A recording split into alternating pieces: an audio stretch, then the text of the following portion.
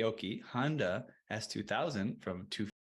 It was a fun segment. We'll hit the next one now, which is hot topics, where we hit some of the news of the day. Let's start with this one. Revving up the NFT market, Mattel is unveiling a Fast and Furious collection. Get into the world of Fast and Furious, and it won't cost you a pink slip to your car.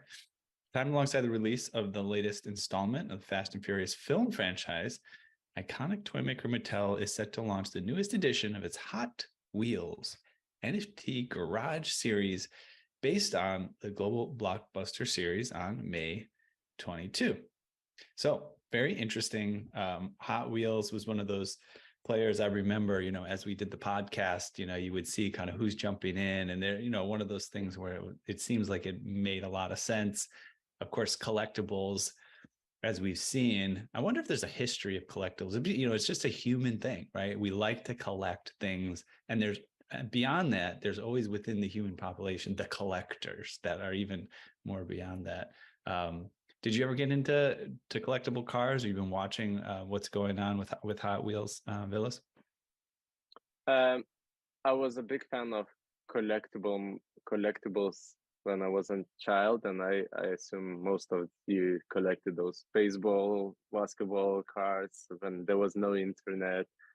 So it's really good to see now that everything transitions into digital space. Haven't collected Fast and Furious cars, but and Hot Wheels, but hopefully I'll get a chance. Yeah, it's a big fan of Fast and Furious.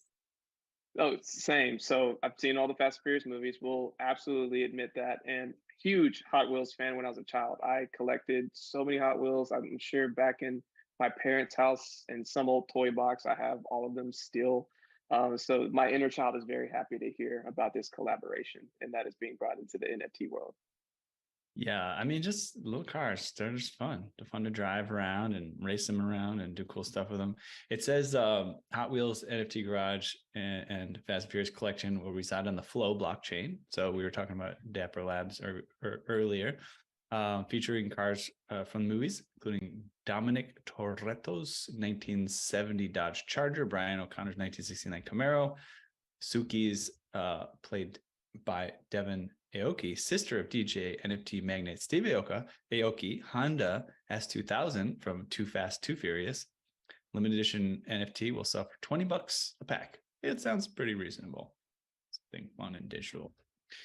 All right. I don't know if there's much else to say about that. It was fun to check out. Let's check out this next one about Jack Butcher. So Jack Butcher is expanding the Checks NFTs ecosystem with physical print-backed elements collection.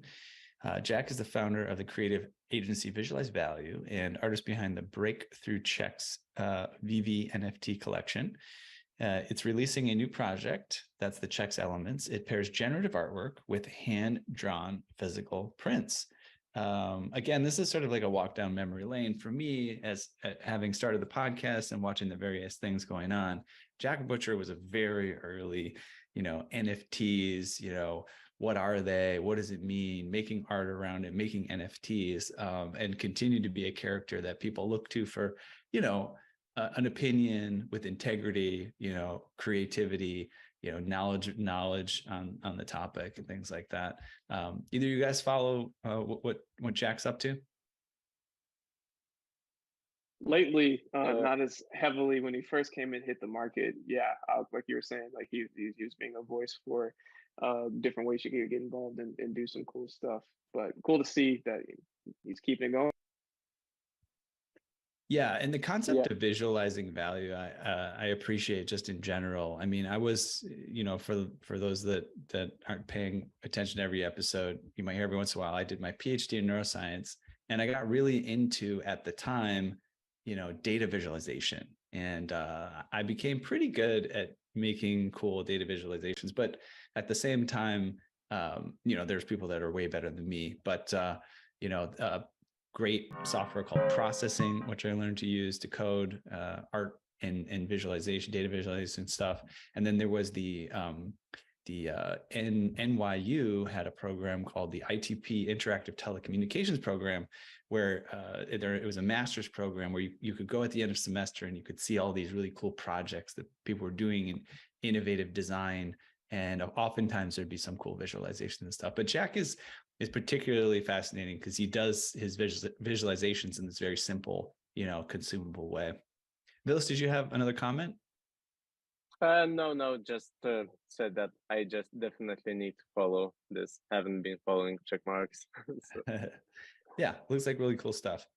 All right, well, encourage listeners to go check that out. It's good. It looks to be a promising new project and should be really fun. So that was a fun segment. We'll hit the next one now, which is hot topics, where we hit